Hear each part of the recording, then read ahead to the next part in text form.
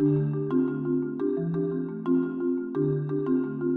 guys, it's Sarah, and today I have a review for Leopard at the Door written by Jennifer McVeigh. This book was sent to me by the publisher Putnam in exchange for an honest review, and this book is released today, January 3rd. This book is an adult historical fiction, and it follows a young girl named Rachel who lives in British-occupied Africa, Kenya to be specific, on a farm. And this follows her struggles as she is returning to the farm that she grew up in, and it's completely different than what she remembers. The atmosphere in the country is also different because there is a lot of political turmoil, which is turning violent. Rachel and her family live on a farm in Kenya, which is occupied by Britain back in the 1950s, and that was actually true. Rachel and her family are British farmers living in Kenya.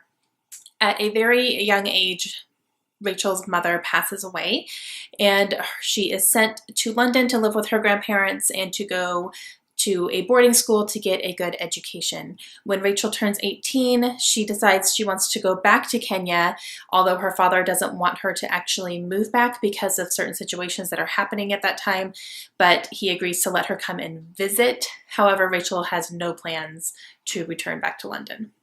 Upon her return, Rachel is realizing that her father is living with a woman who is very controlling and manipulative, a bit racist, and she lives in Kenya. The farm is also not performing the way that it used to. Rachel finds herself really trying to take care of the farm and to take care of the people who are employed there, people that she grew up around and that she loves and trusts. However, she's really finding herself butting heads with her father's girlfriend, who's pretty much taking control over everything. She also has quite a few run-ins with a British officer who is very corrupt, and everyone seems to trust him except for Rachel because she's had her own personal dealings with him when she was a child, and now he's in charge of everything, so she is trying to deal with that as well. Also during this time, there was a political movement in Kenya called the Mau Mau Rebellion, and this was an actual rebellion that happened in the 1950s in Kenya, and it was a group of political radicals who were very violent, and they were demanding that the British government give them back their country so that they can control it. So Rachel finds herself not only trying to help her father's farm thrive, but she's also battling with difficult people, and then she's also dealing with this Mau Mau rebellion that is finding its way onto her farm and into her family, and she is very scared about that. This book had me totally captivated. I really did not want to put it down. The writing was wonderful and very, very descriptive. I could easily see all the pictures that she was painting. And like I said, that Mau Mau Rebellion was something that really did happen. I ended up doing some research on it after I finished the book because I wanted to find out if that was real, and it was. And just the violence of it really shocked me.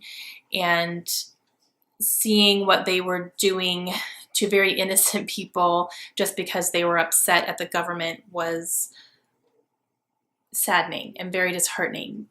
But it happened, it really happened, and you could really understand their struggles, and just seeing them try to survive was scary. There is also a romance in here between Rachel and someone who works on the farm, and I thought that that was a really good romance. The timing of it was a little strange, though. The first time that they were intimate kind of left me scratching my head a little bit. I was like, why now? Like, something really bad just happened to you, and this is how you're going to respond to it. But that's the only real issue that I had with it. Otherwise, it was really fantastic and just had me up late into the night reading it, and I just really, really, really enjoyed this one. I gave this book 4.5 stars out of 5. It wasn't quite 5 for me because there were just a couple little things here and there that made me kind of question things, but 4 also seemed a little bit too low, so I'm going to put it right in the middle at 4.5, and I just really thoroughly enjoyed it. So thank you so much, Putnam, for sending this book my way so that I could read it and enjoy it the way that I did, and I can share it with all of you.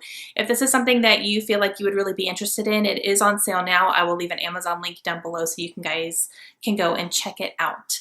I hope you enjoyed that. Please let me know if you have any questions at all. Let me know if you plan on picking this up, and I will talk to you guys again soon. Have a great day. Bye.